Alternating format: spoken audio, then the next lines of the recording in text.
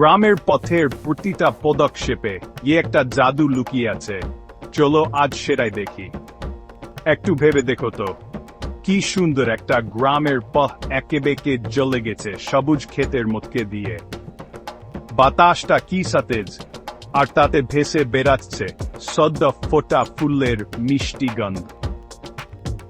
পাখিরা কিচিরমিচির করে সকালের গান শোনাচ্ছে, আর হালকা মিষ্টি বাতাস গাছের পাতার মধ্যে দিয়ে বয়ে আসছে। মনে হচ্ছে প্রকৃতি নিজেই গান গাইছে।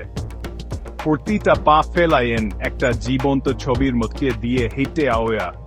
এখানে সময়টা একটু ধীরে চলে আর সব চিন্তা মাথা থেকে কোথায় হারিয়ে যায়।